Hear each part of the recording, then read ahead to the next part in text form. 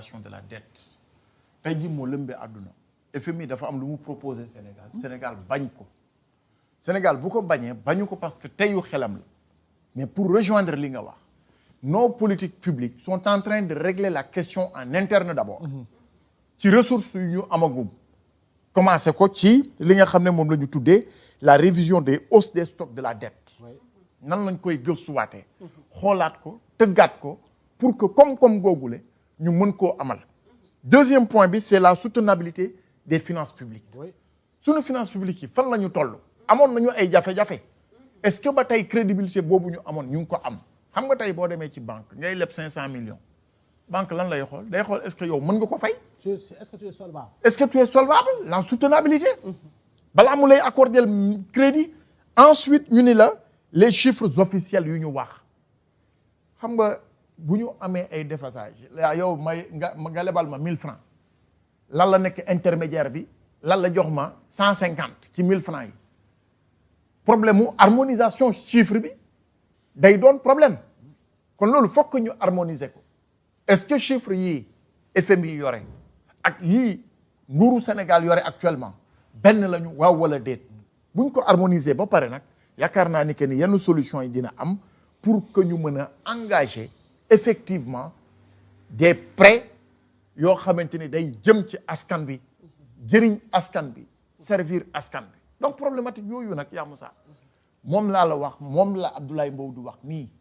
mënuñoo am problème ak enjeu yu toll noonu ñuy bëgg a nekk ci Ousmane Sonko xëy na cité Kër Góor gi ak dem na dikkul yaakaar naa ni que ni enjeu yooyu du benn régime moo ko mën a régler parce que tey jii bu fi ñuy jógee it keneen ku fi ñëwaat da nga ko fi fekkaat rek kon pour man dafa am loo xamante ni daf leen war a transgresser ñoom ñëpp lu mel ne wàllu sécurité bii nga wax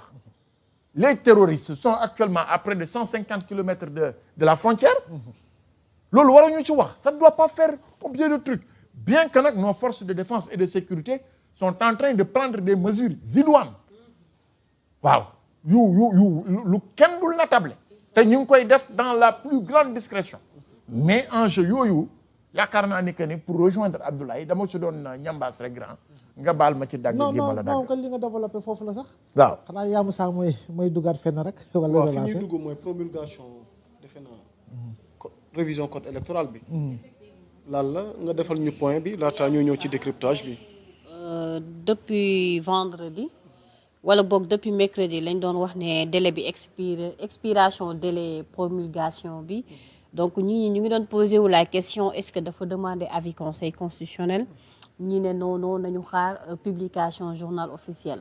donc vendredi soir la ñu jot que ni le président de la République son excellence monsieur Bassirou Diomaye Diakhar Faye mujj na promulguer loi bi les articles modifiant L29 ak L30 ba pare ñu publier ko ci journal officiel bi tey ci démb ci samedi bi vers 11h 10h 11h jëm midi ci lañ ko publier ci journal officiel bi maintenant peut-être question débat bi nga xamante ne moo ci suscité wu mooy gis nañu ne bu ñu voté loi bi ba pare opposition bi attaqué wuñu ko defuñu recours donc dañ ko bàyyeeg njiitu réew mi laajaat seconde lecture bi mu ci paree nag mu daal di koy promulguer ñu publier ko yaa Moussa. ok alors enjeu yi ci la lu lecture bi ñu ci war a def doyen Abdoulaye Mbow yaa amee kàddu yaa Moussa Assemblée nationale def na proposition de loi l'Assemblée nationale est dépositaire de la légitimité populaire et de la légalité constitutionnelle et de celle-là émanant de la loi organique qui est son règlement intérieur mu def proposition de loi ñu dem conférence des présidents dem commission dem plénière ñu daal di koy voter tout en demandant l'avis du président de la République waaw léegi ñu voté ko président ñëw xool mu ne damaa bëgg ngeen xoolaat mbir mi maanaam lu ñuy def seconde lecture ñu dëpp si article 72 74 75 de la constitution et c'est la 93 du règlement intérieur de l'Assemblée nationale ñu sukkandiku si yooyu yëpp jaaralawaat ko si yoon dans la légalité parce que président li mu def c'est légal te l'Assemblée nationale était tenue dem si seconde lecture Assemblée nationale confirmé na cooli doon wax waxoon naa di fii ne journal officiel samedi ba samedi lay génn nañu xaar ba samedi ñu xam ndax promulgué na wala promulgué wul président promulgué na waaye yaa Moussa waaye wure ba dem na këng la loi s'applique du dëgg la loi s'applique erga omnes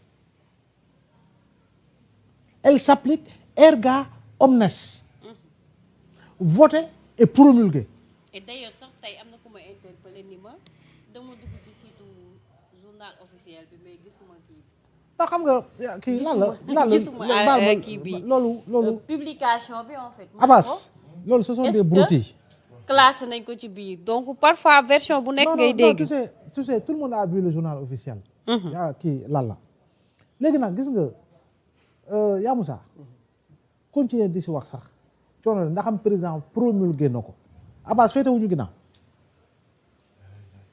xanaa léegi nag jëm kanam mooy projet yi nga xam ne président nee na ay avant projet la. rétroactivité bi doo ci def taxaw seetlu. mais rétroactivité parce que ça inclut est-ce que xëy na ku mel ni Barthélémy moom nee na moom lu laajaat les deux articles du code électoral L29 L30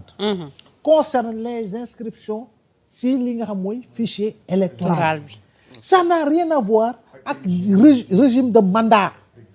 parce que foofu noonu xoolal le code des collectivités territoriales réglé na ko yaa Moussa code des collectivités territoriales réglé na wax jooju mais quant à non comme rétroactivité day am rek non diw dafay lii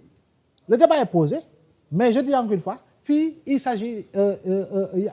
Abbas des personnes qui peuvent ou qui ne peuvent pas conformément au dispositif de ces deux articles du code électoral s'inscrire ou non sur les listes électorales Abbas yaa xëyti molaana noonu la ada werante foofu jar na la yaa xëyti mbulaan jar na la voilà ci mulaana léegi nag yow bu ñu koy révoquer de son poste de maire Bayna Gueye di citoyen Dakar waa si lan la sukkandiku si code général des collectivités territoriales le préfet est tenu de l'appliquer conformément à la loi et ce qui def na appel Cour suprême lu mu confirmer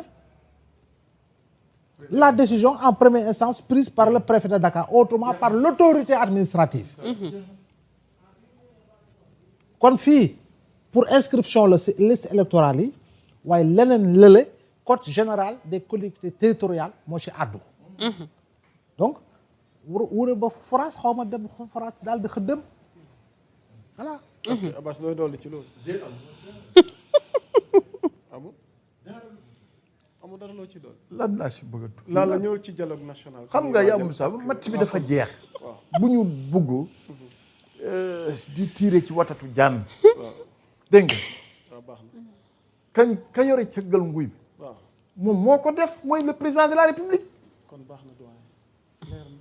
xuloo amul fa jaara boo warta am keneen nag ku bëgg a débat da ngay nem naan sa attaaya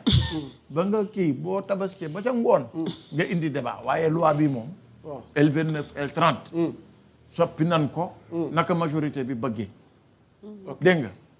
assemblée validé na ko président promulgué na ko ku ko gisul nag demal nga gëstu ci waaye loi bi moom beneen la ñuy wax soxna laal waaw yaa Moussa. waaw dialogue bi ñuy waajal dafa mel ni format bi nar na soppeeku de si effectivement mais damaa bëgg profité nuyu ñu nekk ci direct bi nga xamante ne internautes yi surtout waa diaspora bi actuellement ñu ngi connecté wu di suivre émission bi ma leen di nuyu bu baax a baax a baax. à l'occurrence maman Wonto maa ngi koy nuyu bu baax a baax depuis Paris alors yaa Moussa le président de la République dafa mel ni cette fois-ci dafa changé li nga xamante ne moom mooy méthode dialogue bi parce que lu si ëpp dañ daan dem Diamniadio woote fa dialogue bi joxe invitation yi nit ñi ñëw wuy si leen mais cette fois-ci dafa mel ni par consultation la ko nar a defee maintenant nag consultation yi est-ce que day convoquer parti bu nekk wala coalition bu nekk wala groupe bu nekk peut-être loolu nag moo xaw a jiixi jaaxa xelu nit ñi daal le fait que mu nar a def ay consultation doyen Abbas yow yaa bëgg njëkk wala ma ñëw ci doyen Abdoulaye Mbow en attendant ma ñëw ci doyen Abdoulaye Mbow dialogue waaw mais xam nga dañu ne oui le Sénégal est un pays de dialogue naturellement léegi dañu ne 28 mai mooy journée du dialogue journée consacrée au dialogue national ñu def ko benn tradition républicaine su ma kii léegi ñu ne chaque 28 mai daal président day